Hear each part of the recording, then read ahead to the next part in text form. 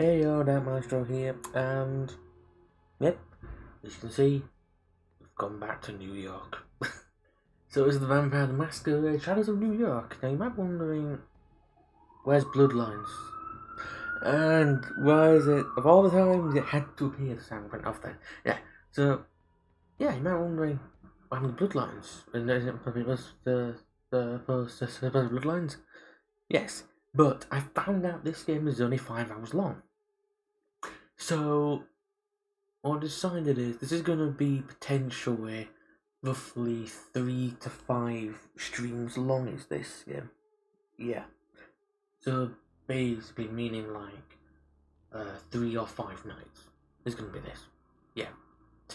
And I'm just gonna let someone know I am streaming. So these days are full from where? I'm hoping to do an hour of this, but going to see.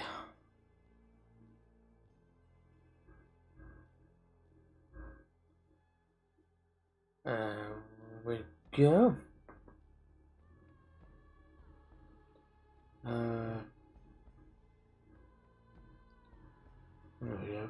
Also, as well, I would do this tomorrow, but yeah, tomorrow I'm doing some Divinity Original Sin 2. Yeah, with time management. Yeah. It isn't being streamed or anything, it's just a bit of a fun play to do that. Yes, but showing it to Archmage as well. Okay, never done this game before. See, completely blank on the load button. So, haven't done this before. This will be very interesting to see how it goes. All I know is that you play a La Sombra character. Yeah. Yes, basically you play a La Sombra clan character. Welcome to my castle. Ooh, don't expect everyday logic to work here. It went out of the window sometime after midnight, maybe earlier. My kingdom is not of this world, you see. It lies far outside the concrete, tangible reality. Oh, it's a bit mind-bending. I've tried to identify the way people reach it, and I'm convinced it has something to do with the moon. So it's the moon, isn't it? Some say the moon's aura can turn them insane. You've heard the phrases moonstruck and lunatic. The way I see it, moonlight gives them subliminal permission to reveal their true selves. And so, whenever they let the silver radiance guide them to the gates of this place, they feel different. Once they pass the doorstep, they're ready to act out. A dance of horrors and marvels begin. At 3:31 a.m., welcome to Big Beat Burger. Wow. From the moon to a fast food restaurant. If you're here at this hour, you're not exactly readying up for to be a productive member of society come tomorrow morning. More likely, you're praying that the sunrise never comes. Nothing. Insatiable children of the night gather around, hoping to bask in the afterglow of tonight's victories. Unwind after a frustrating series of failures, or simply fight to keep himself together. Meanwhile,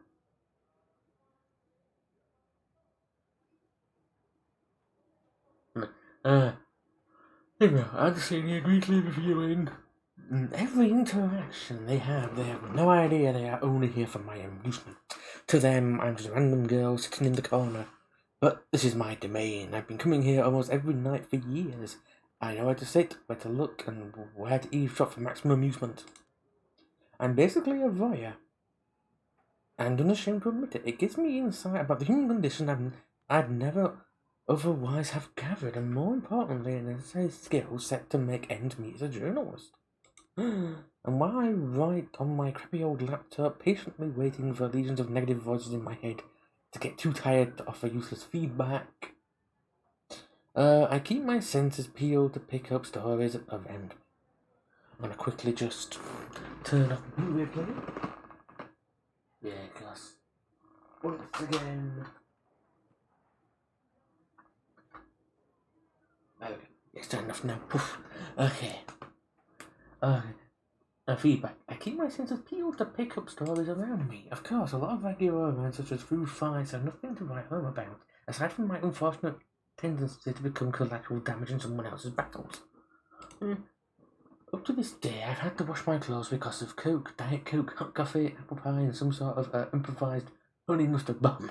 Every stain tells a different story. Sometimes this hobby is exhausting, sometimes it's disturbing, sometimes it's dangerous, although not as risky as back when I wasn't carrying pepper spray. Still, the sights I've taken in over the years here have made it absolutely worth it. I've got so many stories I don't know where to begin. Theatrical breakups, impromptu morning parties, unexpected friendship forged in the fires of senseless battle. A lady in a gorgeous Givenchy dress ordering a box of take-out chicken nuggets. Paying in cash with her hands completely covered in blood, she was asked if she wanted a napkin. She said no. That sounds about right. 2:13 macho dude simply going in for the corner. Hushed moaning fills the lobby whilst everyone around Berkeley fights to act as usual to maintain an illusion of normalcy. Oh. I had to read that a few times to figure out what it was. A straight up kung fu fight between the diminutive cashier and some drugged bodybuilder going through a psychotic episode trying to break all the windows. The big guy left the joint fully convinced he KO'd himself while the service worker was just standing next to him, seemingly proud of his victory too. This is quite funny at the moment. A middle-aged hag